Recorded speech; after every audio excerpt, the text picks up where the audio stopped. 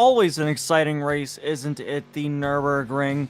Even if it's the Grand Prix circuit, or maybe just the Nordschleife, this track never fails expectations. F1 hasn't gone here in quite a little bit, but it still is a fantastic track nonetheless. And I think a lot of us are hoping Formula One will come back to this track, but it has a lot of other series that come to it regardless. Above all other circuits, the Nürburgring has a history and tradition which is intertwined with that of motorsport itself. The Green Hell, as Jackie Stewart so memorably described it, has been thrilling and terrifying drivers in equal measure since 1927, and any event here remains one of the greatest spectacles and challenges on the sporting calendar.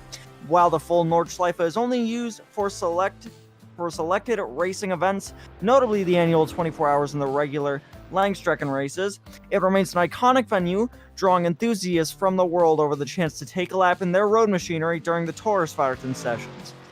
My name is Alex Andersen. I am joined in the commentary booth by Tom Dillon with Robert Schwenkler in our virtual production truck. And real quick, if we can get it in real fast, we're going to take a moment to shout out the title sponsor for tonight's race, the title sponsor of the series, that is SBO Networks, which is actively exploring potential acquisitions and opportunities in diversified industries, including solid waste, scrap metal, recycling, and demolition with special waste remediation. Additionally, SBO maintains the belief that patients and customers have a right to high-quality, economical, and clinically validated cannabis products. Towards this, SBO aims at medical and recreational cannabis and genetic seed operations with the expectation of rapid expansion in the cannabis industry. For more information, please go to https://www.sboinow.com. Once more, that is https://www.sboinow.com. And Tom, it's the Nordschleife. What more can you say?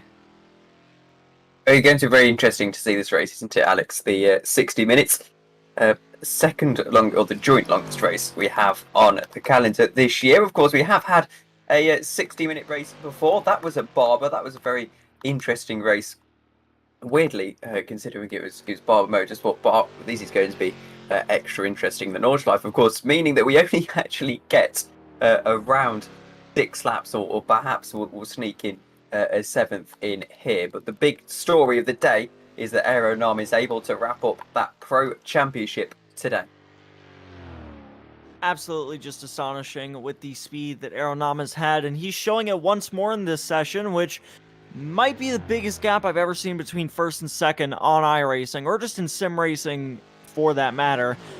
He is currently besting Matt Malone by just under 7 seconds and 8/10. That is absolutely insane. And it's not just the pro class we're seeing things like this in. Joe Stout leads the challenger class by just over a second to Clint Fletcher. However, it's the exact opposite for the amateur class, with Dustin Ollis just over 300ths behind Edgar Sancinelli. I actually can't believe that they're within a tenth of each other. It's absolutely incredible. You wouldn't see that. This track is 25 kilometers in length, and to be driving for that long of a time, 70 turns as well, never mind, you're driving for that many kilometers purely, and then you're within 300ths of a second of someone. It's absolutely incredible. That those 2 laps must be fascinating to have a look at. But David Climbers, well, we speak about it, he's on an outlap for some reason. I think that might be a little bit misguided. Checker flag is out here, and it's not going to be easy to bring these heavy American muscle Ford Mustangs around this circuit. V8 engines, of course, about as heavy as they make race cars nowadays, and very difficult indeed. Even GT3s are pretty tricky around here, GT4s as well, but I think an American muscle car is just that extra added level of complexity. Especially with the manual gearbox, I bet it is an absolute monster to wheel around this track. And personally, I'm a little upset that I can't drive this. I would have loved to take to the track among these guys and be able to race in these Mustangs. But with that, looks like qualifying just wrapping up. However, few people are on a lap, so we're going to be here for a little bit as we see Aeronam. I'm not even going to lie, with how long this track is, not even sure where he is on the track at the moment. So Arrow, once again, easily fastest. We know that. That's a given. 7 seconds is nothing to laugh at. But he's currently almost besting that. His first 4 sectors were all purples, and then his next 4 were all yellows. Do you think Aeronom can best his lap time? Well, it's going to be difficult as he's now heading up to, I believe this is the second carousel, so he's just about to then actually need to look at a different angle. It's very difficult to see it on the Nordschleife to spot which part of the circuit you're on. Looking at the track map, perhaps not up to the second carousel. Of course, he'll go around and then back through the Dottinger Hauer, which is the longest straight you're allowed under FIA regulations. It was modelled off of that left-hander here. Use the curb and just keep the car balanced here. You don't really want to be over driving through the Nordschleife. You're only really ever at 90% full pace, just purely out of risk assessment. Aeronom just heading to the top of the track now. We're going to ride on board. This is a downhill section now, up to the right-hander, just feathering the throttle here. It goes over the curb. Aeronom backing out of this one. He's being told to back out of that one by Randall McGrew, as they're going to try and force a cut over here. We're heading now through the left-hander still, just to give you a bit of a guess of this track. Here is the final carousel now, the second one.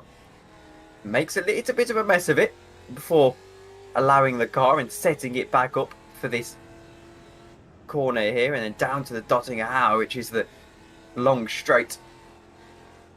This is going to be where I think we see some major overtakes if the cars, of course, don't reach their VMAX by the end of it.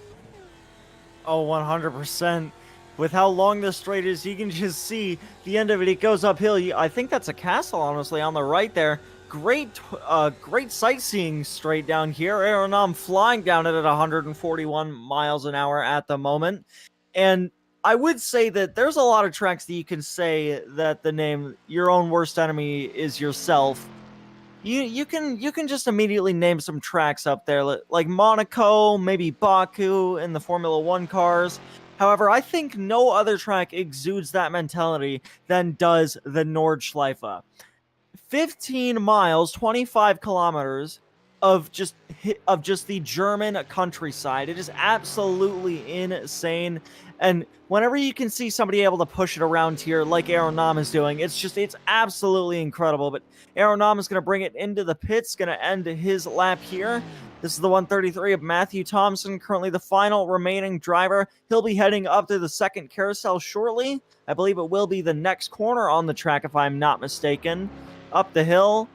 Nope, not going to be the next corner. So here we go on board once again. Hits the curb, goes a little bit wide. There's the second carousel. We're going to see if he does a little bit better than Aeronom. Brings it a bit more towards the center. Uses that banking very well. And now to bring it back to the Dottinghue straight, if that's how you pronounce it. I believe that's how you pronounce it. But turning to the final couple of corners and on to the straight. And once again, you're just going to get another view of how massive this straight is. I mean, just look, you can just barely see the facilities of the actual track on the other side as you fly downhill here. It's absolutely incredible. 133 mile an hour, these cars, they're actually surprisingly not the fastest compared to other disciplines of racing, but they still look as imposing as ever. 145 mile an hour as he passes the car park where you enter for the Drissenfarden sessions. And then down the hill past the bridge, Matthew Thompson will actually be looking to improve quite significantly here. Car will build a little bit of momentum, get up to about 150. It's now a heavy braking down. This is going to be very difficult in these cars. He won't gear shift actually until he gets here down into second gear. Nicely done from Matt Thompson. I thought actually it was going to be a little bit more difficult for him than that. However, opening up the car once more, ready to finish this lap. Will it be an improvement on the 9:32 that he set the previous lap? It will be. It'll be a what? 9:31. He's going to improve to within 1.8 seconds of the next car, but still stay in 9th position. And that will finally get us to the starting grid for tonight's race from the Nurburgring. If we can pull that up real fast, qualifying should have just ended. So it looks like the cutover is not over yet, so we can't pull that up. There, the cutover is now over. We should be able to pull it up, I believe, if I'm not mistaken. Here it is. So Aeronom on pole by a good 5.8 seconds, actually. Another challenger car is right with him. Joe Stout and Clint Fletcher is also up there. Matt Malone, the next pro car in P4 there. Jay Bast in P5. Evan Hubchak in P6. Scotty Banks in P7. Edgar Santinelli gets a very good lap in that amateur class Mustang there in P8. Dustin Ollis, however, very close to him, right behind him in P9. Roger Clark there in 10th. Chris Schultes in 11th. Jesse Hodson in 12th. Behind them, we can scroll up. Tom, I'll let you take us through the rest. Mike Nickham starts in 13th, David Moore in 14th, Roy Baker in 15th, Mike Thompson Jr. Starts alongside him in 16th. David Clymer starts 17th, Chuck Labano in 18th. Matthew Gazenda starts 19th, and Matthew Thompson alongside him in 20th. Jay Little and David Blair round out the top 22. Jay Little. Sorry, Jay Little starts in 21st position with David Blair in 22nd. Tom Went in 23rd. Randall McGrew is not racing. He's on race control this evening, but the people who didn't set time: Jason Gotter, Scotty Brooks, Michael Buchik, Jeff Besnard, Martin Bork, and Kenny Meadows. Yeah, and that's going to round out our 30-car field that we have for you tonight. So as the field still starts to line up for tonight's event, Tom, it's obviously going to be an absolutely incredible battle in the mid-pack, but who's your pick to come out on top? I think we can just simply guess Aeronom's going to win the pro class. So who are your picks for challenger and amateur? I think Joe Stout has the ability to hold on to this. Edgar Santinelli, of course, imperious in that amateur class as well. So I think it might be a lights to flag for everyone here. Though, of course, 60 minutes of the Nurburgring, absolutely anything can happen. And we say Aeronom is pretty safe to win this one. He could put it into a wall. That is very foreseeably possible around a track like the Nurburgring. That's also true. And honestly, I would say my pick for amateur is Dustin Ollis. I mean, only about 300ths behind. I think he can get it done here. But Tom, if you would like to take us through our points. And so, when it comes to the points, here is the pro class. 363 points for Aeronom, 271 for Scotty Banks. Matt Malone is on 230. Louis Enriquez on 207, with Robert Hartley on 191, down in 5th. Brian Howard is in 6th with 169 points, with Eric Ronenberg in 7th. Wayne Castile, Evan Hubchak, David Clymer, and Tyler Shiflett rounding out the pro category. The big story of the day, of course, is that Aeronom needs, I believe, a 100-point gap between himself and the car behind in order to get the victory of the championship at this opportunity. Well, there's no doubt in my mind that he could do that, but Tom, like you said, it is 60 minutes of the Nürburgring, so really anything could happen. It's very easy to make mistakes at this track, very easy to get in your own head, and honestly, probably, I don't know if this is just me, but one of the worst parts of road racing, especially at long tracks like this, is not being able to see any of the cars you're racing, just having to sit in your own thoughts and push your car to the best of your ability. And honestly, for me, it can get pretty stressful, but I reckon these guys are going to do their best to handle that, and they're probably going to have a lot of company with each other, especially as they try and make some moves on the opening lap. Through the final couple of corners, Jay Bass leads to challenger standings. Jesse Hodson only a little bit behind him. Then Clint Fletcher, Phil Keck, Joe Stout, Jason Gotta, Matthew Guzenda, Puchik, Thompson, Baker, Clark, Brooks, and Nickham. But the iRacing safety car has dove into the safety of the pit lane. It's all up to the drivers as they await the green flag from the starter stand. Still just hanging on. The green flag is out. We're racing from the Nürburgring. Aeronom with a great start. Clint Fletcher with a bit of a better one over Joe Stout. Matt Malone pushing Stout as they head into the first corner, onto the brakes for the first time this race. Fletcher's going to take over P2. There's Jay Bass really going for it. He's going to try and challenge. he's going to try and challenge as they head through turn number 2. Here they come through the arena. Aeronom quickly pulls away with the lead. Clint Fletcher going for a late apex there. Matt Malone trying to get around Jay Bass there now. And it looks like Joe Stout has fallen off a little bit. Not the perfect start from him. Edgar Sancinelli leads Dustin Hollis by about 1.3 seconds as they head into this hairpin. Remember, this is the Gesem Strecke VLN layout. We won't get the full Grand Prix circuit in. However, these guys, the best is yet to come as we are heading slowly but surely towards the Nürburgring. Oh, big save from Aeronom there. I think the slightly frustrating thing is that the only real place to race on the Nordschleife is either back through the Dottingenhauer, that big straight at the back, or through the Grand Prix section, perhaps down into Turn 1. There isn't a great deal of place to actually have a race on the North Loop itself, which I think is going to be something that Matt Malone keeps in mind now as he closes up to Aeronom. It's going to be essentially just formation sailing through here, heading down into the Nordschleife. You can see Jason Gotter trying to... Oh, sorry, I apologise. Matt Malone trying to make some moves. Couldn't quite do so. So actually, slightly confusingly as well, Matt Malone is back in 4th position. It's saying he's 2nd in the pro category. I believe that's actually Clint Fletcher sitting in 2nd. And then Joseph Stout is 3rd on class. That's slightly confusing me because he's colour-coded as pro on my timing screen, but not on the overlay. So Clint Fletcher leads the challenger category, we can say now. And there's something that seems a little bit unusual, and Clint Fletcher, a challenger driver nonetheless, currently keeping up with Aeronom, and we are barely done with the first lap of this race yet. Probably about 6 minutes to go in this lap, but for just anybody to be able to keep up with Aeronom no matter what the track, that is absolutely incredible. But here's Matt Malone trying to make a move on Joe Stout. Currently just sitting on his back bumper. He's been doing that ever since the race started. Jay Bass is right there to pounce on an opportunity from either of these two in case the need arises. However, down at this very twisty section of this racetrack, it's almost full throttle through here. However, a lot of twists and turns to negotiate, and that's where the difficulty of passing is going to come in, Tom. Like you said, bit of a defensive line from Joe Stout as they head through this section under the Yokohama Bridge for the first time tonight, as the field continues to thunder through the green hell.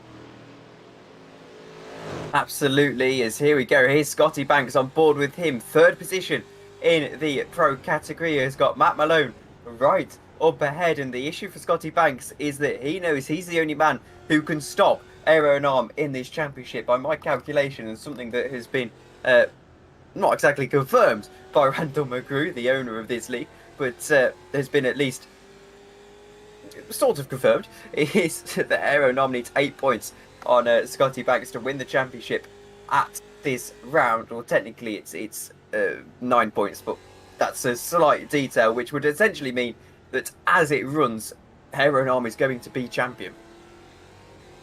That's just absolutely incredible to think about. I mean, we know how fast Aeronom is, but to secure the championship with still 2 races to go, that's absolutely incredible. It's just really shows you the talent that Aeronom has, but currently somebody's trying to challenge that, and as Matt Malone already a little bit of right front damage. You can see it's a little bit crunched in there.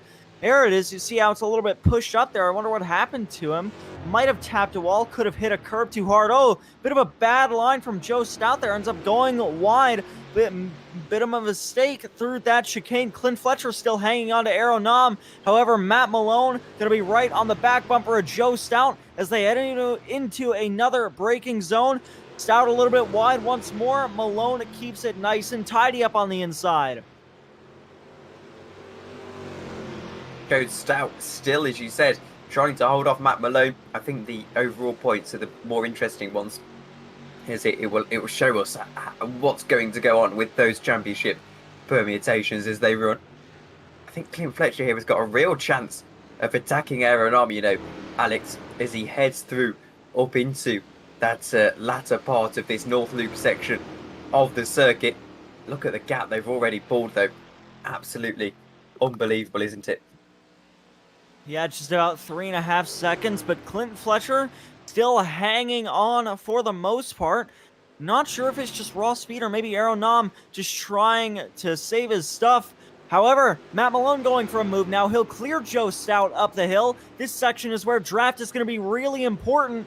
And it looks like Scotty Banks got past Jay Bass there. And up this hill is where Clint Fletcher has closed the most space. Go back to the leaders because Clint Fletcher is right on the back bumper of Aeronom as they head up the hill.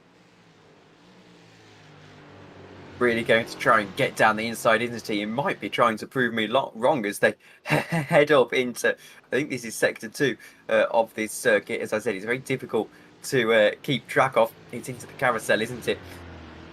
No overtakes there. It would be slightly misguided. Aeronom just not able to pull a gap as much as he would like, and I think the frustration for him is going to be, we've seen that these cars don't reach their VMAX down that back straight, which means that the slipstream is going to be very important for Clint Fletcher behind. There might be a chance for him to make an overtake. 0.6 of a second, though, is a pretty substantial amount of time. Maybe not going to be made up by the slipstream.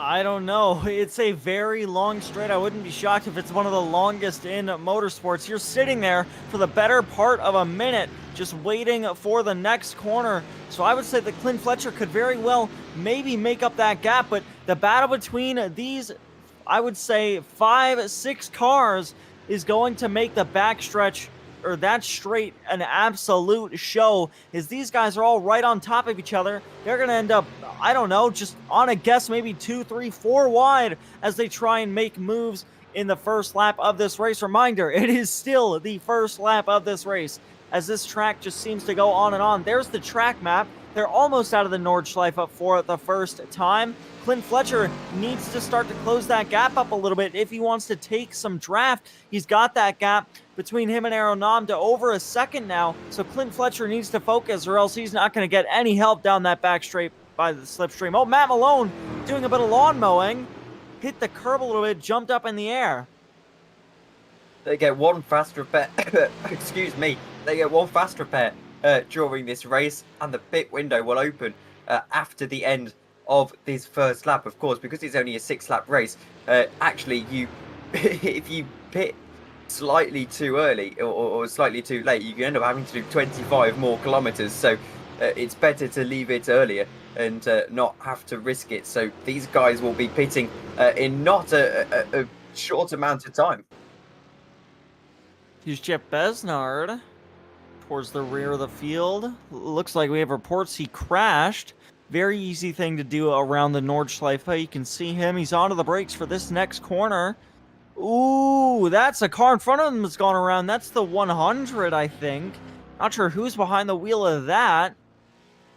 It was Scott Brooks. I'm hearing a word from Robert Schwenkler, but here's the back straightaway. Now this is where the battles start. This is where the battles start. They're about halfway down it right now, and it looks like Joe Stout starting to close that gap as they head up the hill, and Clint Fletcher has made up around 5/10 down this back straightaway off the slipstream alone.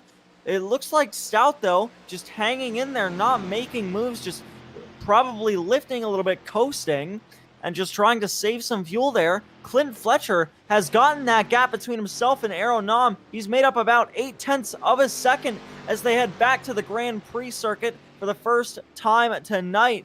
And Clint Fletcher now is still within striking distance of Aeronom. Nobody into the pits yet, even though the window is open. Yeah, I think pitting on lap 1 anyway would have been a little bit silly looking as we see a move. Actually, this is Scotty Banks trying to get up to 4th position. Needs to finish 2nd to keep this championship alive. In fact, needs to beat Aeronom to keep this championship alive. He'll try and get around Stout anyway. He will get around Stout. As perfect move into turn 1. I said they're going to be queuing it up, allowing this race to bubble and then just sending one down into turn 1. That's exactly what Scotty Banks has done, as we're already a 6th of the way through the 60 minutes of this race, only just approaching lap 2, and I suspect they'll be pitting at the end of this lap, maybe. We're getting word that Roy Baker has in fact wrecked. Yes, there he is in the number 180 Mustang. That car is absolutely destroyed into the guardrail again. We'll see if we can show you a replay of what exactly happened to him. Looks like he brings it onto a little patch of asphalt and comes to a stop. Here he is, all by his lonesome, doing just fine. Oh, a little bit too hard through that corner. Goes wide into the wall, around, noses back into the guardrail. That's some heavy damage to that Mustang. I would assume that he's going to tow, try and take that fast repair, but for the most part, he is destroyed. Not the ideal start to the race. Early shower for him, most likely, or perhaps utilising one of those fast repairs that he has. But the grass is, I always say this in broadcast, it's so amplified in terms of how effective it can be at turning cars around in iRacing, that when you've got a track that is essentially all grass, you can make it very interesting indeed when you make a minor mistake. Of course, these guys will be trying to get every little inch out of this car as they head through these corners, so usually running it a little bit too close to comfort on the grass. They call it the green hell for a reason, and it's proven to be that for some drivers so far. And it's proven to be difficult for who was our leader, in the Challenger class. Clint Fletcher now in the pit lane. I saw a bit of smoke. Wasn't sure what happened to him. He's onto the brakes for this corner. He's doing fine, just trying to keep that gap maintained. And he heads through here. A little bit too sideways, ends up spinning the rears out, overcorrects, noses straight into the guardrail. That looks like an engine blown, and that takes Clint Fletcher out of this race entirely. But the battle is still on for second. Scotty Banks right with Matt Malone. And a damning irony to the person in chat who said, let's go Clint killing it this week. Unfortunately, the only thing he was killing was the race, but now his engine. Here we go, Scotty Banks. Notice that Matt Malone went a little bit wide through there. Might have a look in. This would have to be very, very brave, but he's got a little bit of a straight section here to use the slipstream and perhaps send one down into the chicane. It would be a pretty audacious move, and I think Scotty Banks here is going to think against it. It's a long race, this one. Yeah, you could hear the lift. Matt Malone just dancing all over the track in that Mustang. And Tom, going back to the that person in chat, we both know the commentator's curse very well. You think that might be the first instance of the YouTube chat curse?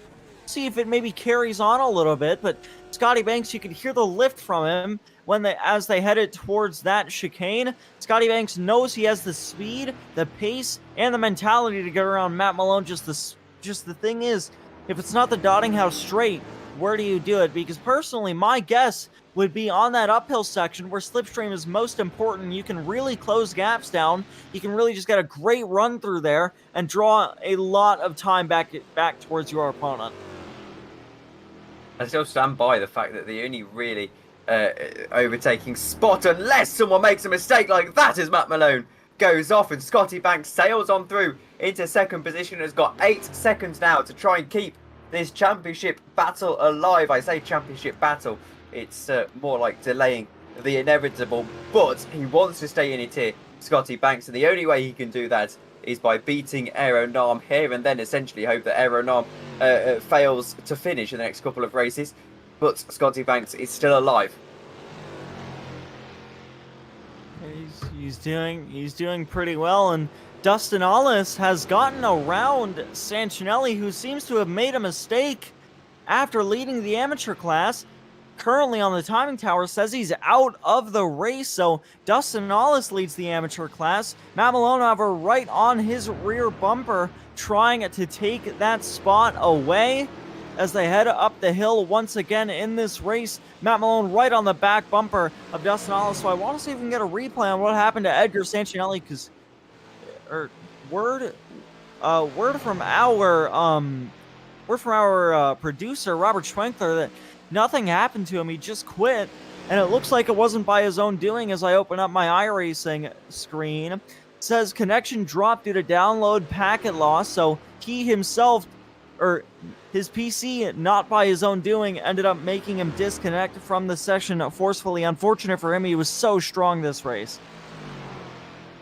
He was very strong this race, and that's disappointing for Edgar Sancinelli, who is leading those amateur points. Of course, he's won so much this season. In fact, the only times he hasn't won have been essentially mistakes not on his part. It's been issues that have happened to him or his computer. Think back to Bathurst, for example. But other than that, 1, 2, 3, 4, 5 wins for Edgar Zanchinelli. So I'm sure he's going to be wrapping up this title very soon. He's back into the game, by the way, suggesting that is a computer issue. So he's going to keep running here, try and get any points he can. You get points for just finishing in these races.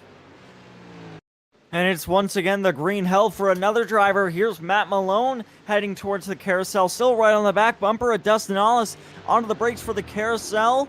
Looks like he takes it well for the most part. Oh, bit of looseness from that Mustang. Overcorrects it, spins it around, noses back into the barrier, and from that point, he just tows it back to the pits. Doesn't look like he's disconnected yet. Jay Bast has also found his way into the barriers. Here he is. The 153 car was showing a lot of speed early, and it looks like hits the curb a little bit there. Nothing too major. You see Dustin Ollis in front of him. Hits the brakes to go through these couple of corners. Oh no, onto the curb a bit too much. Hops the car into the guardrail, toes to get out of the way of the oncoming traffic. Smart move on his part, but unfortunately it's going to end his night. And real fast, we're going to take a moment to shout out one more sponsor for tonight. And this time it's going to be Xtreme Scoring, which is a league management software that eliminates the need for spreadsheets and manual tracking of your driver's stats. With extensive multi-level scoring combinations and automated widgets, you can create a professional display for the drivers and fans of your series. Take your league scoring to a new level by visiting xtremescoring.info today. Once more, that is Xtreme Scoring, no E, just an X, xtremescoring.info today. Well, he'll be frustrated, won't he, Matt Malone, with that incident through the carousel as well. It's one of the corners that really you shouldn't be if you're trying to finish a race at the Nordschleife, crashing, and you can sort of forgive some of the other corners, but the carousel especially, he just seemed to me to run a little bit too low into that corner, and that's affected him. Here's Evan Hubchak trying to make a move on Joe Stout to get back onto the overall podium. Won't quite be able to find a way through there, and we'll have to wait now for this Dottinger Howard straight here.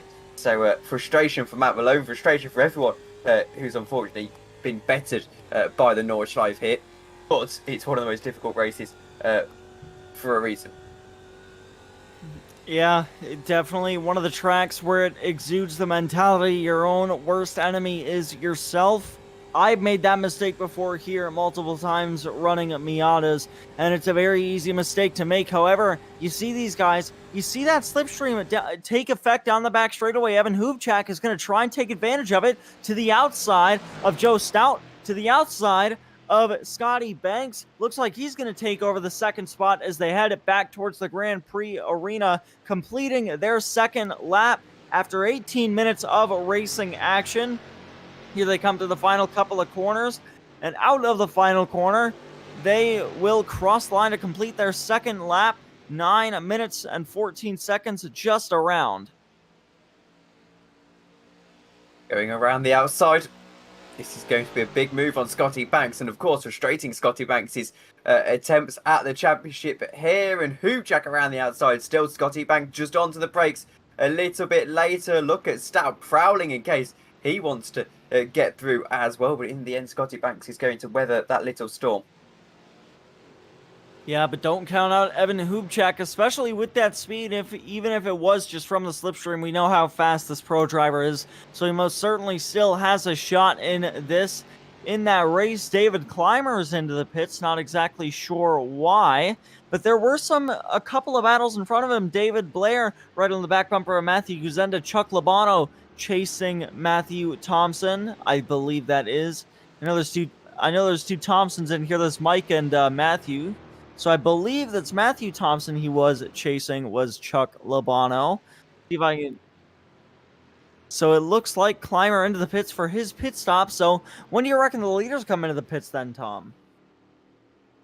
Well, I always say, don't I, as Hubchak back down the inside, that is a big move, isn't it, on Scotty Banks? That's an incredible move through a very fast corner of this circuit up into the chicane. He's going to try and hold on to this number 7 car, able to get through into second position, perhaps for another 10 minutes here around the Nordschleife.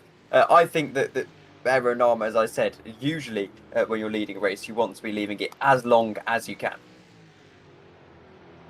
Yeah, but the thing is, you gotta just make sure that you get enough fuel into the car as possible without losing that lead. Because Tom, like you said, if you underfuel the car, that's 15 miles or 25 kilometers that you're gonna have to try and sit and wait to save as much gas as you can to make it to the end if you underfuel the car. So everybody definitely gonna want to be making sure they take just as much fuel as needed, nothing less, or else they might not be able to make it all the way around and end up having to pit halfway down the Dottinghouse Straight, which would just absolutely end somebody's race. But Hoopjack really turning up the pace here, cranking up the volume of that Mustang to try and pull away from Scotty Banks. The draft, however, carrying Scotty Banks back into contention.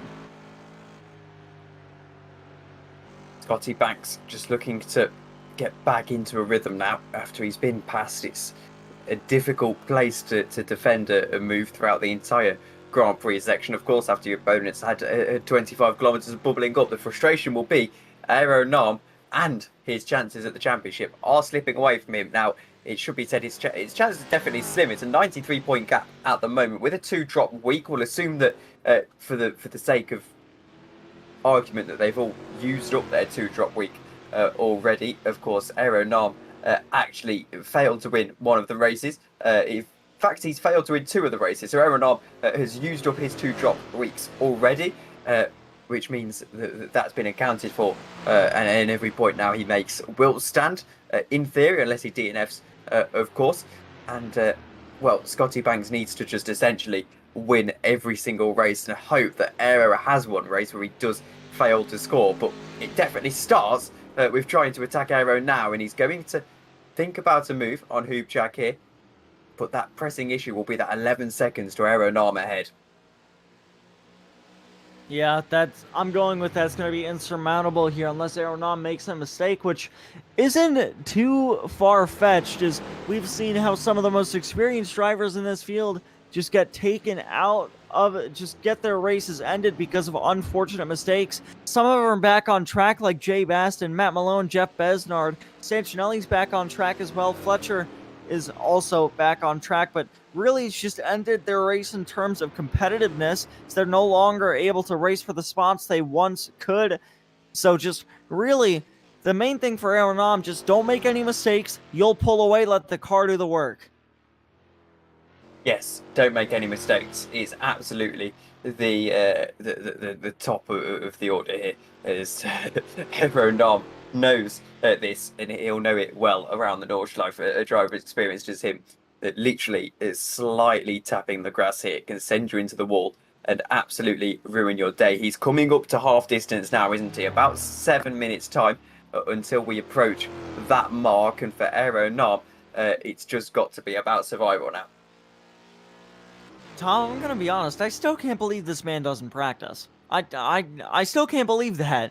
He had a 5.5 second gap to the guy in second in qualifying, and now, I mean, I know it's about 2.5 laps is a lot at this place, but or excuse me, I believe 2.5 laps. I apologize. And even so, still a 12-second gap after all of that, and he's still increasing that. It's not going down by much because we're on a straight by now, but as soon as we get to the twisty third sector of the Nordschleife, I mean, you'll just see that gap start to extend. There it goes, starting to extend a little bit as those guys head up the hill. Over 12 seconds now as Nam breaks into the first hairpin of this section. It's just absolutely incredible what he's able to do. Yeah, absolutely. And I don't completely buy that he doesn't practice, to be honest. For a start, he has an hour worth of practice in the official practice session. But I think Aero Nam is slightly being, not lying, but exaggerating on that front. I think, given how fast he is in the class of the rest of these drivers, I think he definitely puts a little bit of practice in, though of course he's got significantly better rating than everyone else, so he is more experienced. But yes, I don't completely buy that he doesn't practice at all. I think he does a couple of laps. Not practice is a typical racing driver. Excuses, Hoopjack with a huge slide. But yes, no practice is a typical racing driver excuse, isn't it? When you crash out So maybe Aero's just being quite smart and using that as a sort of preemptive excuse for if he does crash out for the lead of a race. Maybe, but it's still just absolutely insane how much skill it takes. And I believe if he is in Estonia, it's currently, I want to say, 4:50 in the morning for him. So he wakes up at the crack of dawn over there and gets up, races some Mustangs on what I presume is probably not that much sleep, and ends up just dominating the field week after week. Just absolutely insane to watch from him, the amount of skill he has. But these guys are going to start to head it towards the Dotting House straight. Oh, Evan Hubchak, very good save from him. Got onto the gravel, cut the curb just a little bit too much. And that is just once again an example of what this track can do. Evan was just trying to take a right line, try and get that good run through that twisty full throttle section. Ended up cutting it too much, almost ended his race. Yeah, absolutely. And that's just the fine margins here, particularly when you've got all of this time with Scotty Banks right up your gearbox. It can be so difficult to drive knowing that he is so close. They're heading towards the back of this circuit now as we approach half distance in this race. It is lap 3 of presumably 6 or 7. We might just squeeze 7 in, depends how popular Aaron wants to make himself in the lead of the race, slowing down to stop people doing another lap. Of course, there could be issues with fuel here, as we still expect people to go into the pits. We don't know when they're going to do so. The pit window has been open perhaps for the majority of this race so far. I think once Aaron comes into the pits, that's going to be telling for how this race is going to go, and more importantly, how many laps we're going to do. Yes, here's a nice blimp camera down the Dotting House straight. You can really just see that how much this feels like it just goes on and on forever and ever. And here they come down the back straightaway. It looks like everybody deciding to push each other. No moves from Joe Stout back there, even though he could. Scotty Banks decides to push Hubchak down the straight rather than race him for it, as these guys start to lift as they head back towards the Grand Prix section, under the Bilstein Bridge, and up towards the marker boards, and onto the brakes, I believe. Yep, there they go, to head back onto the Grand Prix circuit for what I presume is now they are going to pit. However, Aeronam stayed out that time, so he's not into the pits, and it looks like nobody else is either. There's been an issue for Michael Puchik. Here he's on board, and just onto the grass, I think. And yep, it is going to be the grass. He survives on that occasion, and you can see the car just squirming and squirming and squirming. He's lost it at that point, and then it was a one-way tip into the barrier. Just looks like not able to slow himself down as much as he needed to for that corner. He's going to try and drive it back to the pits, currently sitting there in 16th position. However, I presume it'll be very difficult with a destroyed car, especially around a track like this. Thompson is into the pits. I believe that was... I'm going to go with that was Mike Thompson that just pitted there. Like we said, we have two Thompsons, and both of their first names start with them. A little confusing there for at least me. I don't know about you, Tom, but Huzenda's also into the pits. Here's Jesse Hodson running in P9 right behind Mike Nickham. This is a pretty good battle between those two. Here we go then, Jesse Hodson, who won't find a way through here. And as I said, it is so important to get your moves done on the GP layout, isn't it, Alex? Or the VLN layout, I should say. Because if you don't, then you've got to stay behind for the entirety of this circuit, and that is just so difficult to do. You could make a mistake so easily. But with half an hour to go, we're at half distance already, only on lap 4 of this race, would you believe it? And I'm getting to the point where I don't think I could quite imagine doing 24 hours here, Alex. Oh, most certainly not. I've done the 24 hours of Daytona twice. I don't think it's anything compared to this. Nurburgring 24 hours is not really famed. Not a lot of people really know about it or care to watch it as much as races like the 24 hours of Daytona. But I would say that this is probably at least the more entertaining, because having to wheel one of those big GT3 cars around here for 24 hours, I know the drivers swap, but just having to do that and having to sit there for just a couple of hours in a single stint, and just going around over and over and over again just has to be super, super tiring. Well, I think you've just banned yourself from Germany for the rest of your life, saying that Daytona is bigger than the 24 hours of Nurburgring. But I've been to Germany. Yes, well, I don't think they'll allow you back after that statement. But anyway, Scotty Banks is still attacking Evan Hoopchak. Well, they love this circuit. And the 24 hours of Nürburgring is huge in Europe. It's obviously not as big as Le Mans, or maybe probably equal to Daytona, I'd say, in the interest of fairness. Up there with Spa and things like that, though, for sure. Well, you know what, then? I apologize, because I've yet to see, like, one of my motorsports friends in America that cares at all about the Nürburgring 24 hours, but definitely an interesting race that I certainly love to keep track of every year. It's just absolutely insane to watch 50 drivers, or even more than that most times, go to war around this 15-mile or 25-kilometer circuit. It's just absolutely incredible. These guys are going at it for their own mini war over here. Jesse Hansen and Mike Nickham. Looked like Hansen tried to think about a move to the outside, onto the brakes early, not trying to overdrive it through this corner, trying to get a decent line through here. He'll probably make up the time through exit that he lost.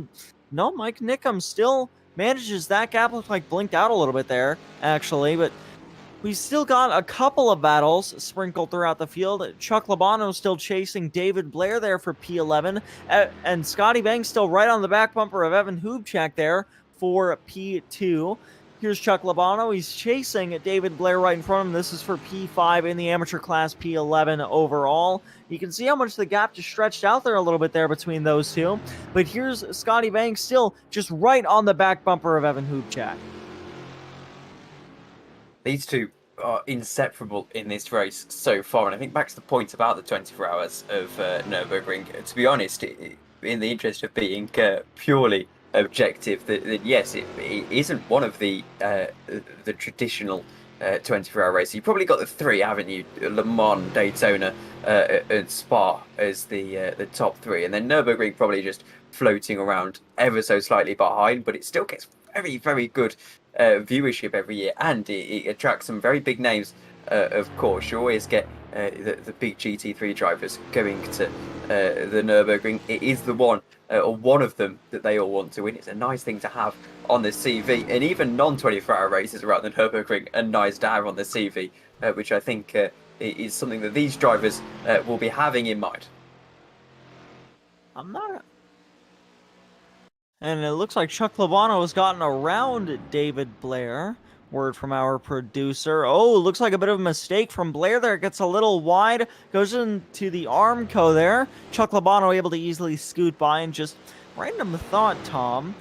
I'm not sure if this is just me being ignorant, but are there any other 24-hour endurance races that go on around the world besides Daytona, Nürburgring, Spa, and Le Mans?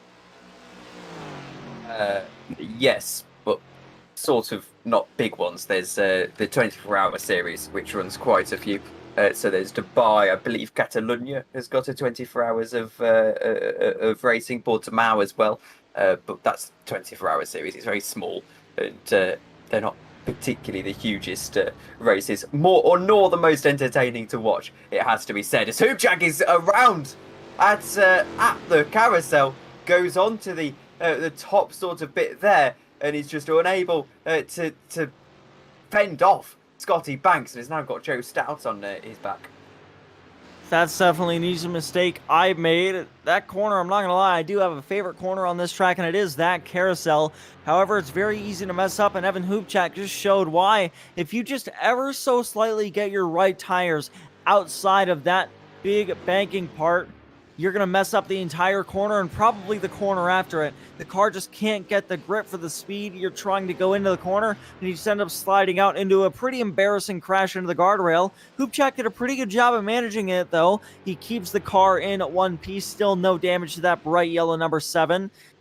But he did lose quite a bit of time to Scotty Banks. He's now sitting at just hovering around 0.8 of a second behind him now. He's going to need to hope that he can hang on for the Dottingham Straight, which is really where he's going to make up that gap. Yes, and of course, can't neglect to mention the 24 Hours of Spa. And one of my favourites is producer just reminded me. But yeah, that's one of the greatest GT Who races in the world. I love the 24 Hours of Spa. And I could have sworn you said you did that this year, Alex, on iRacing, but I might be thinking of someone else. But anyway, back to the racing. Evan Hubchak still attacking Scotty Banks, isn't he? Unable to get through. There's a couple of battles further throughout the field. David Blair, Jesse Hodson in battles with Nickham and Labano. But as we approach half distance in this, or as we get past half distance in this race and approach the final 25 minutes, any suggestions on who may win this one, Alex? Well, I know Aeronam is definitely going to win the Pro Class. I can say that. Or, well, you know what? No, I take that back. Like you said, I keep forgetting about this. It's the Nurburgring. Literally anything could happen. So, honestly, I think if there was a bit of a slip-up, I think Scotty Banks could be right there to capitalize. But for the other classes, I think Joe Stout, he just needs to keep it consistent, has this in the bag. Dustin Hollis, same thing. However, there's really some really close battles sprinkled throughout the field. You just got to find them. There's a pretty big 3-car one. Is Evan Hubchak going to go for this position once more past Scotty Banks up the hill, and it looks like Stout probably getting a bit of a slipstream run, not using it under the Bilstein Bridge. They come. Evan Hubchak going to take that spot away. Relents, and it looks like Scotty Banks relents second for now.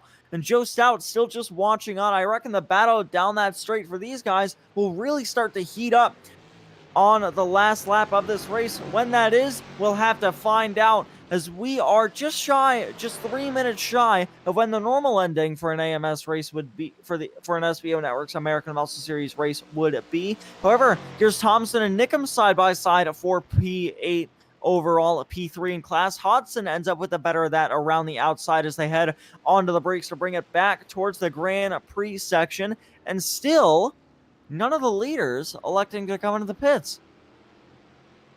Yes, of course. And, whilst we're ready and whilst we have a little bit of a, I was going to say lull in the action, but Labano there not wanting to keep that true. But I have to mention the Simpit, which is high quality 3D printed trophies for the series. They have been provided by the Simpit, but you can see those up on your screen now. It is a website, a video show, and a community built for sim racers to find information about our hobby. The ultimate purpose of the Simpit is to make sim racers faster and more informed. You can search for the Simpit on YouTube or check out their website, thesimpit.com. That's thesimpit.com. Yeah, big shout out to them. They give the SBO Networks American Muscle Series. They give them great trophies every season, so really nice to have them on board, and a big shout out to them for allowing us to be able to do what we love to do every Tuesday night up here in the booth. And it's been a pretty interesting race at the Nürburgring so far for this series. You've had a lot of drivers that you wouldn't normally expect to make severe mistakes end up sending themselves to the rear of the field. It looks like Thompson and David Moore were into the pits there, and it looks like they're going to come out pretty cleanly, to finish their pit stop. However, not very cleanly was the 236's line through that corner. David Blair is going to end up relenting his position to Chuck Labano as these guys get ready to enter the green hell section of this racetrack for one more time tonight, the 5th time tonight. Yeah, I can't believe it's only the 5th time. It's incredible, isn't it? Because the thing is, when you've got a GT3 car, they're usually probably, off the top of my head, about 30 seconds faster than this. So it's even then, it's a little bit longer of a lap. Oh no, Jack is round, and he's going to collect someone almost. Joe Stout just goes through. He's lost the car, and that is going to be frustrating. But I suppose the silver lining is that he's got clean air now. Well, I don't know if that's going to matter when your car looks like that. That is a pretty destroyed Ford Mustang. And I reckon it will very much affect the handling of that race car. So that's going to take Evan Hubchak out of the shot for a podium here. Almost collected Joe Stout in the middle of that. Looked like he just gave it too much gas off the corner and car got loose on him, got squirrely, and he just overcorrected, sends himself into the barrier. We've seen a bunch of guys do it in many different ways, and that's going to take Evan Hubchak out of top 2 contention for tonight. However, still doing a pretty good job hanging on to it, as he is still matching pace with Dustin Ollis behind him. And he's going to have to match pace for a little bit longer. When he does pit, of course, he's got a fast repair. I think you need a fast repair around this circuit. He definitely needs a fast repair, we can say that much. But, well, Ollis hasn't got the nicest car in his own right here. Look, there's a little bit of damage there. You can always tell that they're slightly damaged because the headlights are off. But still missing an apex there was Ollis. This isn't a perfect drive from him either, and perhaps not the easiest way or easiest place to get around someone. That definitely will be his target. Here is a crash for David Moore. What happened here? Heading onto the North Loop. He's just going to presumably get it locked up or something, heading through the first of the corners. He is going to get it crossed up. That's exactly what's going to happen. And less of a crash and more of just a brief moment. Does a pretty good job saving it. No damage done to that race car. Just a little bit loose. Very easy thing to do in these race cars, as we've seen a lot of people managing to do it. Here's Aeronaut just still already up to a 17-second gap now for the number 1 car. Bit of left front damage to him. That could be from hitting the curbs. As you know, when you hit some of the curbs entering these corners, you really just eat them with the front of the car. So could just be some minor scuffing from those. However, not affecting him at all. Still just being the class of the field once again. Yes, and of course, we'll be wrapping up the title. I am almost certain Randall wasn't able to confirm the maths himself, but I am a good 75% certain that this is going to be Aeronaut. So make that 80-90%. I think Aeronaut is going to wrap up the championship today, as Scotty Banks just 10 points behind, is a little bit too far back. Here's a crash for Jeff Besnard. Alex? Yeah, so it looks like this is heading towards turn 1. We saw an incident from him earlier when he ended up getting involved in an incident he did not start. Jeff Besnard into turn 1, onto the brakes, bit deep into the corner as he heads through the arena. Onto the brakes once again for the double left-hander. Nice late apex, just pretty smooth driving from the number 248 car. Looks like a little loose off the corner. Breaks into the second one, still pretty clean from him. Nothing too out of the ordinary. I reckon it's coming up right here onto the curve a little bit. That could be where it's registering the off track. So we thought he wrecked. Just looks like a little bit of an off track for him. He's still just riding fine there. Currently just sitting in, I believe, if I can spot him, on the timing tower. Currently just running in 22nd there in the amateur class. It's back to Arliss and Hubchak. Arliss still just behind. He is leading the amateur category, of course, and every position he gets, he'll be gaining points on his amateur rivals without us even having to gain a position, if that makes any sense. The way that the points are run in this league. But Arliss definitely keen to use his opportunity whilst he sees Hubchak has damage to try and get around him. He's going to look to the inside here. Hubchak is really struggling in that car, and I think that is just about evident. It looks like as we get to the line, we're going to have 2 laps left, if I'm not mistaken, and that's going to be an interesting one to look at. And the question will be whether Dustin Arliss is going to be able to get around in the space of 2 laps.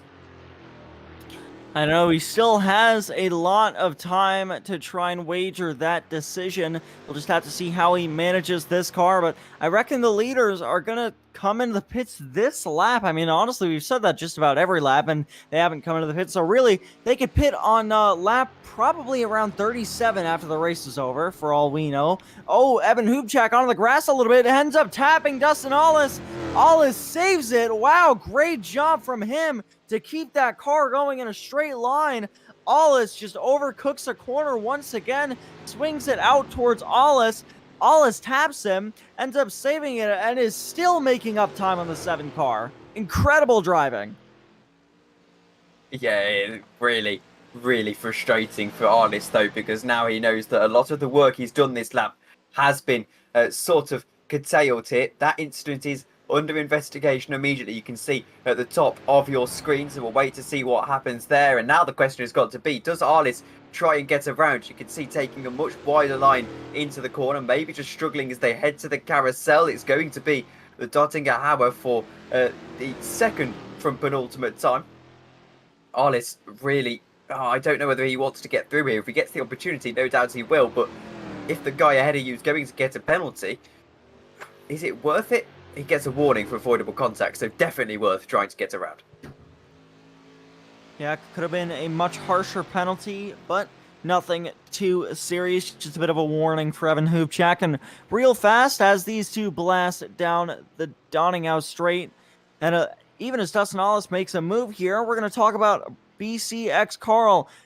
And Brandon Carl is not racing tonight, so you won't be able to see his stream, but the amateur division is generously brought to you by one of our own amateur drivers, Brandon Carl, and his Twitch channel, BCXCarl. Go show him some support and give him a follow at www.twitch.tv/BCXCarl.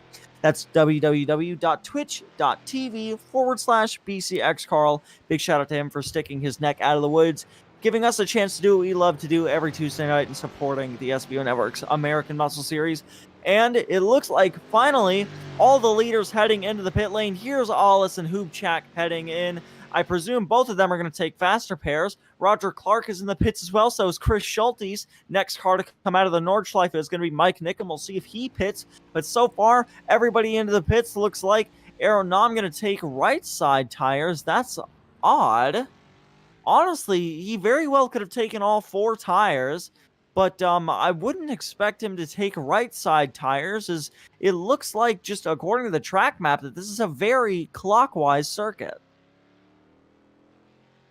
Perhaps, but I think Aeronami here, strategy isn't the most important thing for him. It's just getting to the end of this race, and if he can gain that little bit of extra time that maybe gives him more of a buffer, then maybe that's what his thought is. But Aeronami here, as we mentioned, just trying to get to the end. It's an attritional race now, and he's going to have just under 2 laps to go. And when he next crosses the line, that will be the white flag lap. Aeronom, a lap and a half away, or well, around the Nordschleife, really a lap and 3/4 away from winning this championship, Alex.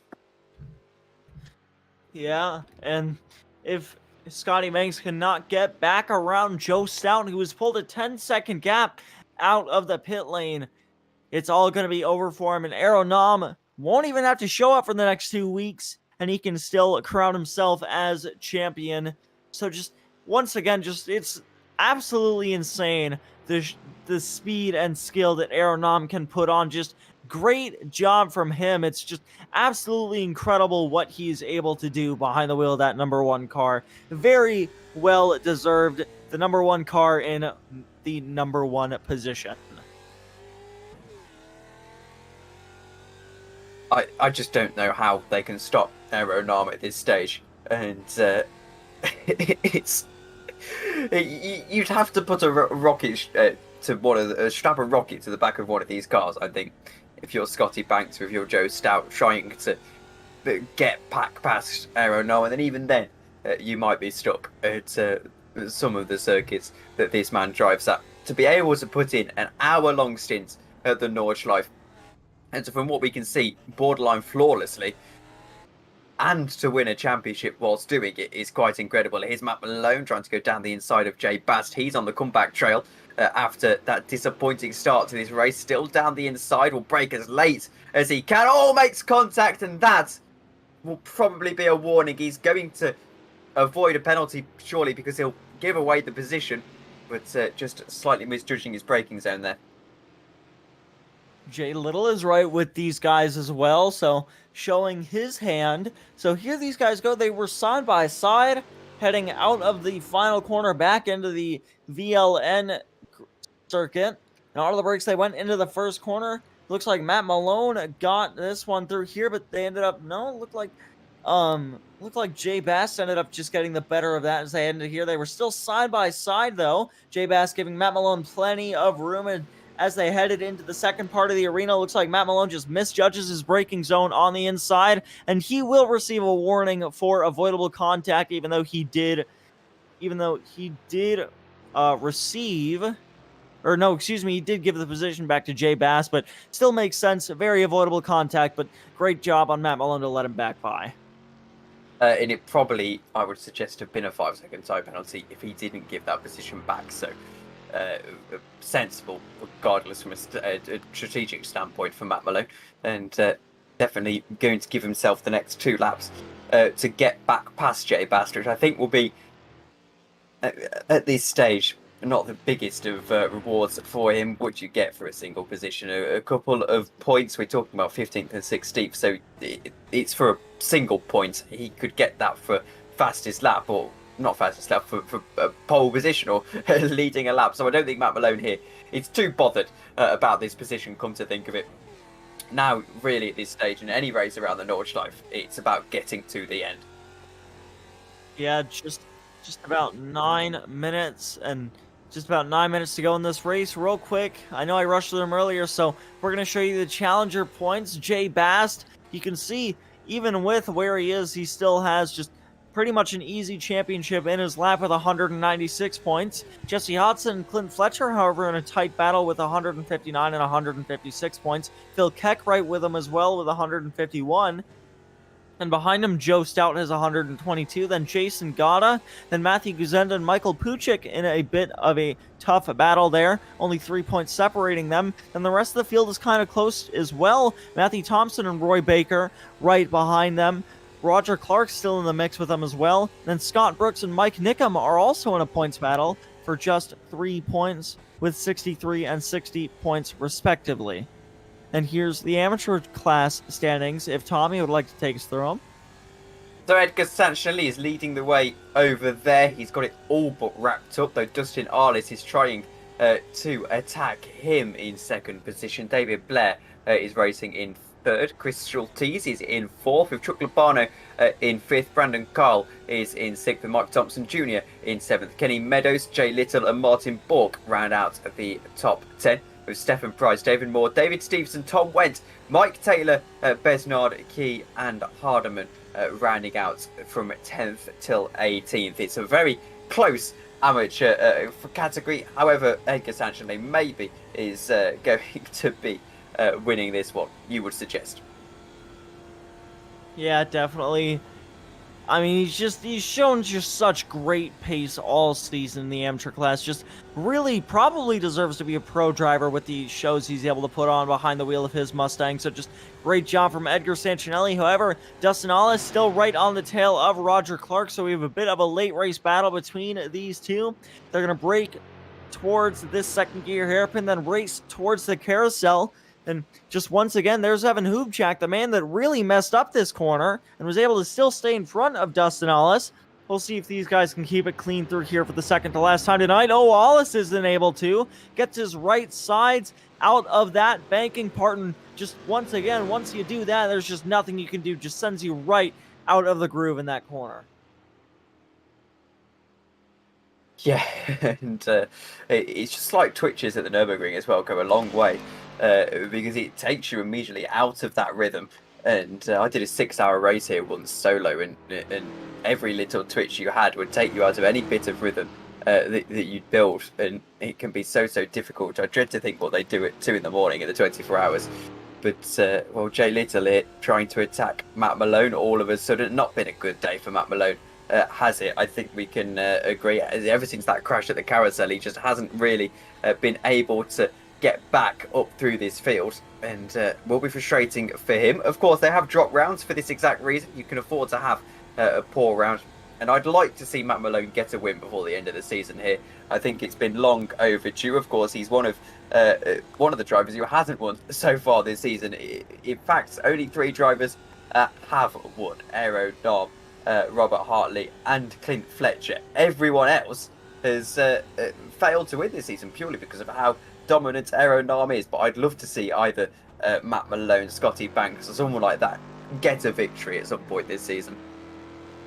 A long time coming for all of them indeed, and actually going to, you were thinking about what 24-hour drivers do at about 2 a.m. in the 24 hours here. Well, I can give you maybe just a little bit of insight if we have the time, but actually no, we don't, so save it for later. Scotty Banks has just gotten back around Joe Stout there. The championship run still alive as Stout falling way back. I think there might have been a bit of a mistake from him. And also, Dustin Ollis has closed that gap right back up to Roger Clark, as David Moore also pretty close to Matthew Guzenda there. So Scotty Banks gets back around Joe Stout after Stout, I presume, made a pretty big mistake trying to get a replay of it, Tom. Yes, as here we do have a replay. It was a mistake. Look at it from Stout. Scotty Banks is through. Championship, you say, is alive, but it's only as alive as 16 seconds in 2 laps can get you. Scotty Banks is really going to have to push along here and hope that Aaron makes a mistake into this final lap, which we're not too far away from. Here's Dottinger Howe, and here's Ollis trying to get back, trying to get through on Clark. Ollis to the inside. He's able to get through and will undoubtedly pull back ahead and get into position for the braking zone. Heading on to the final lap then. This has been an entertaining race and a bit of a slog, I think I have to say, for the drivers, most probably, who have had to do an hour of such a difficult circuit.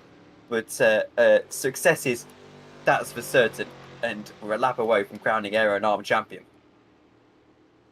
Yeah, just absolutely incredible season-long drive from him, and I do think I'm going to go out on a whim and say we do have time. So you mentioned that you can't really think of what drivers tend to do here at 2 a.m. during the 24-hour Nurburgring race. So I can give you a little bit of an insight to that. And the 24 hours at Daytona I did this year, I know nobody probably cares, but I do.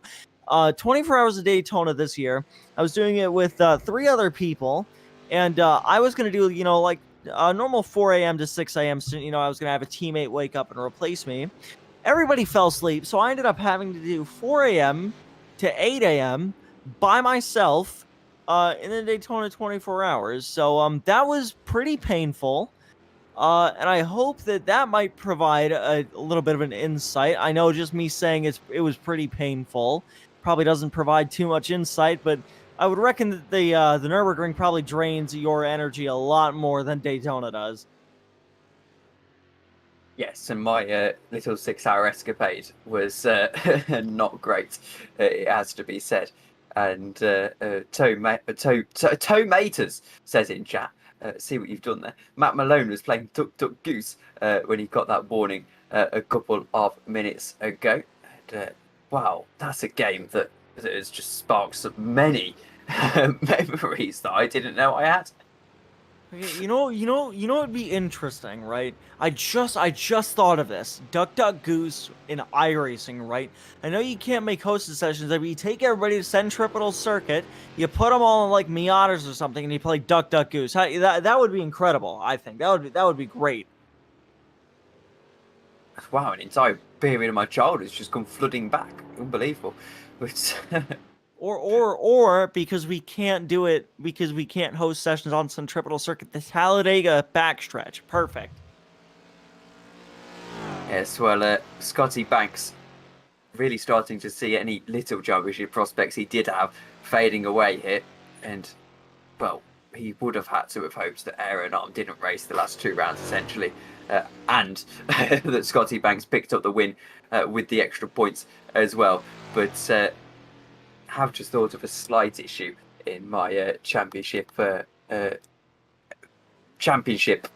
calculations. Pole award is a point, and leading a lap in a class is a point. So actually, Aaron Arm would pick up this win here with a 10-point gap because of the extra 2 points here, but it would have to be on countback in the end. And actually, I say that would draw them. That would draw them level. So yes, he would win on countback, would Aaron Arm, if he didn't race and Scotty Banks won the 2 races, got the point for leading a lap, and all of that. So they're actually, Aaron Arm gets a point for leading a lap here, so it's a moot point anyway. Point is, Aaron Arm will be the champion? That's the question I was about to ask you, and I was going to ask you to dumb that down for me. I'm a little stupid here on my end, so I was going to have to ask you to dumb that down for me. Just tell me, plain and simple, is he winning the championship? And sure enough, he is. Great drive from Aeronama all season, and he's just a couple minutes away from crowning himself champion in the SVO Network's American Muscle Series. Yes, absolutely. And if you give me a moment, Alex, I'll just double check the math because I as want you calling someone as winning the championship and then they haven't done it. We've got a little bit of time. It's the Nordschleife. Look at Aeronar only heading up to, I struggle to see from the other camera angle where this is, down to the left-hander. So he's going down, I don't know what the corner's called, but it's still in Sector 1. This is the Misha corner, isn't it? And then the blind right-hander that always catches me out. And oh, sorry, if you want to go ahead. No, go ahead. Apologies, but real fast, we're gonna knock out our final sponsor read of the night. This time it's for Gunfire Games, who are the developers of the recently released title Remnant from the Ashes, which is available for PC, Xbox, and PlayStation platforms. So go check them out. You can find that game on Steam, probably on the Xbox and PlayStation Store as well. So big shout out to them for just showing their support, giving us a chance to do what we love to do every night or every Tuesday night in the broadcast booth, showing their support for the series, letting these drivers get to go at it for a 60-minute war around the Nurburgring. And it's just been absolutely insane as Aeronam races towards the carousel for the final time. As I've really got myself crossed up in these championship scenarios. I don't know if Aeronam is going to win here. Oh no! Oh, who was that who's crashed? It's Little into the wall, and that is not what you want to do after surviving an hour on the Nürburgring, to crash on the final lap. And I'm not sure what happened to him. He just looked like he was stopped against the guardrail. He's going to wheel it back around since this is the final lap. But here's Clint Fletcher. You see, oh, wow, yeah, there's Little in front of him. Looked like very easy thing to do. Catches the grass out of a right-hand corner and into a follow-up left-hand corner. Just not able to get that Mustang woed down in time for it.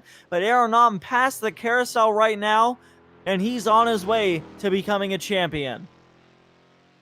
Yes, and I've just run the maths once more and actually run the maths properly now. Aeronam would be champion from everything that I can figure out. As technically speaking, it would be on countback if he wasn't to score any points, and Scotty Banks was able to get every single point available to him. But it will be champion nonetheless. It's been an incredible season from Aeronam, and a season that I suspect he'll be looking to replicate. He's already the champion, but Chuck Labano has made an overtake. Okay, here he's look like Puchik gets out of the way, lets the faster amateur driver through. I love that wood paneled Mustang. I always thought it looked nice, especially coming around the Nürburgring. It looks great, but I believe, if I'm not mistaken, Aeronam is somewhere around the second carousel. Here he is heading just about towards the second carousel now, and just what a spectacular drive all season. I can't mention it enough. Well, he's got a little bit more to go, probably about 30 seconds or so left-hander here. And my knowledge of the Nürburgring when I'm driving is fine, but when I'm watching, it's a little bit less full. Here he is at the second carousel. Well, it's been an almost infallible season. There's been one race that he didn't race in that he's lost, and that was a reverse grid sprint race. Aeronam has been unbelievable. He didn't race in Sandown. He didn't win. Robert Hartley won. However, ever since then, Aeronam has been all but perfect. Plenty of Grand Slams. Today will be yet another Grand Slam, as he is 4 seconds faster than anyone else in the field. And it's all but a perfect season. And as he'll head down the Donna Howe straight for the final time, I mean, just absolutely incredible season from him. And I mean, I can't get over how incredible it's been. But through the final few corners, Aero Nom will come. It's been an absolutely flawless season for him. Nobody able to challenge him as much as he has himself. And out of the final corner, Aero Nom is the champion of the SBO Network's American Muscle Series. And just absolutely incredible season from him. And it looks like Scotty Banks going to be able to come home in second in the pro class. It's been that way all season. However, nothing to be disappointed at from himself. Right behind him, Joe Stout is going to take the win for the open class here at the Nurburgring. Behind him, next is going to be Hubchak, and then Dustin Allis through the final couple of corners will win the race in the amateur class. And just what a race from these guys, and just what a drive all season from Aero Nom. Well, he's gone back to back, hasn't he, Aero Nom, as he was running that one car already from having won the championship before. Clint Fletcher is still going to be having a battle to the line with Matt Malone, really trying to get ahead of this pro category car. Of course, if you are in a challenger car and you can get past the pro category, then it is always a huge bonus, because it means you're getting more points than you normally would. They're going to head through the second carousel for the final time. Malone makes a mistake. It's going to allow Clint Fletcher perhaps to get on through. He has had an unfortunate race as well. He gets through heading into the final corner. Then as they head down the Dottinger Hour, it's going to be all about what Matt Malone can do in the slipstream. That would suggest that it's going to be difficult for him from 0.8 of a second back. But the point and the fact of the matter is that it's been a perfect season for Aero Nom, and well, a pretty decent recovery from Clint Fletcher as well. Yeah, did a great job back there making his way back towards the front of the field. So we still wait on drivers to come across the line. We can start to get our interviews underway. So, Tom, I believe there's someone waiting for you for an interview. And it's the championship hopeful and the amateur class winner, Dustin Arliss. And Dustin has still got a couple of cars to finish here. We'll just finally see Clint Fletcher on the line as we bring you a question. He is going to finish in 8th position. Matt Malone with a little bit of a slide there. But Dustin, a win here, and still a slim chance of you chasing down Edgar Sanchinelli. But you must be feeling pretty happy with that. Just how tricky was it with these cars around the Nürburgring for an hour?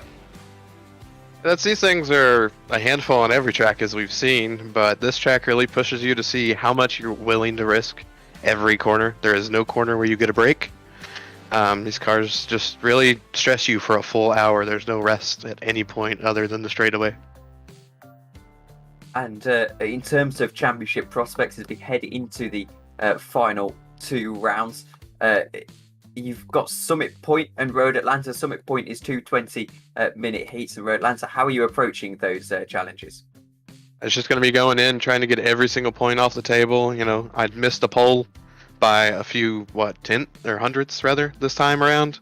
It's just these little points I've been losing everywhere, and Edgar's always insanely quick, so I'm just go in and maximize everything for the last few races. And, well, after this race, we congratulate you and ask, is there anyone you want to shout out? Just as always, everybody in the league for keeping it clean, and of course Randall and them for putting it on every week, and your all's amazing broadcast every week. Well, thank you very much for joining us, Dustin, and speak to you soon. And next, we'll drag in not the winner of the pro category, or the winner overall, but instead we'll bring in Scotty Banks. Scotty, it wasn't the easiest races for you today. By the way, Aero Nom has gone to bed, I'm being told. That's why we can't bring him into the chat. But Scotty, it was a pretty decent race today, and had to make it difficult for yourself. But you won finished second in the end. Pretty happy with that. Yeah, I can't complain about I think this is my 6th or 7th second place so far this season. So, I mean, most weeks nobody's going to touch arrows, so I'll take most of these as wins. I don't know what it is about this track. I've probably run 25,000 laps in every sim that exists for like 15 years, and I cannot figure this place out. So I'm just happy to have survived. It's not easy, is it? It's well, it looks like Aero has wrapped up the championship. We're just waiting for confirmation on all of the points and things like that. If he hasn't wrapped it up, it's essentially sorted. And well, and is there anything you think you can do as you head into next season to get ahead of him? No, I thought I did enough this offseason. I spent so much time, once we got this schedule, just running lap after lap at every track on the schedule, trying to figure out how to get to him. And it worked at several of these races. We had a pretty good battle for the win. There was multiple of us up there with him, but we still, I don't know what we can do other than put him in an MX-5 or something maybe. But I don't know. We're getting closer. Now, he claims to not do any practice for these races. I called ever so slight of a bluff on that one. Do you buy that at all? That. I don't know. I know sometimes he does just show up and he's still like 2 seconds faster than us, but I don't know about that. I'm glad you share my my suspicions. But anyway, anyone you want to shout out before we round out the broadcast? I mean, I think at least one person does this every week, but I just want to thank Finney for, again, the 3rd season of this league, and it keeps getting better. Races keep getting tighter and more competitive, and we've got more guys showing up every week, like Jay the last couple of weeks, Joe this week, just getting up there. It's so much fun, such close racing this whole season. Awesome to be part of every week. Got to ask before I forget, why on earth do you guys call him Finney? I can't get my head around that nickname. I don't actually know. I know it's his name on Twitch, but I don't know where that came from. Finney McFinger. Everyone just calls him Finney. Oh, right. Fair enough. Well, thank you very much for joining us, Scott. Thank you. We'll speak to you soon. That was Scotty Banks, 2nd place in the pro category. I mean, the prize really for winning these races, Alex, is getting to talk to us. So maybe it's a moral victory for Scotty. Oh, well, just maybe. Just maybe a little bit, but just... Jackie Stewart, a long time ago, said this place was the green hell, and it proved to be that for a lot of drivers this time around. Tom, what was your take on it before we round off? Well, I'm just impressed. Oh no! Don't forget that Joe Dowd is back into the lobby. Joe, we weren't going to let you go. We weren't going to let an interview with you go missing. So we've chucked you in at the and challenger class victory, if I'm not mistaken, and must be pretty chuffed with that one. Yeah, I was working hard out there. In the end, I probably should have taken some tires. I was getting chased down pretty fast there, and had a little mistake as well. And I asked Scott as well. The Nordschleife, probably the most difficult track on the calendar. How did you adapt to the 25-kilometer layout? Yeah, well, the start is always, the first lap on cold tires. I was trying to take it easy, but I was pretty far up the order, so I was just trying to, save myself in the car and have some pace, the last 2 laps. But in the end, I bended a little bit coming out of the second carousel, but that's okay. It was super fun. And I'll ask you if there's anyone you want to shout out on the stream while you get the chance. Oh, okay. I had some help from an endurance team, Intellectual Property Motorsports, that have helped me a lot on this track, so I'll give them a shout out.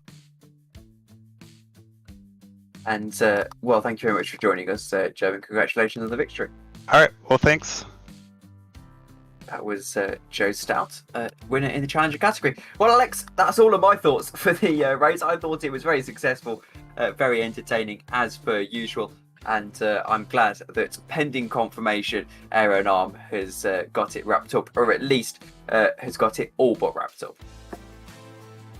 Yeah, just another great race from the SVN Oryx American Muscle Series. This time it was from the Nurburgring Nordschleife, but that's gonna do it for us. We won't have it next broadcast, as we don't have that graphic for you guys tonight, so apologies for that. But that's gonna do it for us. My name is Alex Andersen. I have been joined in the commentary booth by Tom at Dillon with Robert Schwenkler in our virtual production truck. And from the Nurburgring Nordschleife, this has been the SVN Oryx American Muscle Series. Have a good night.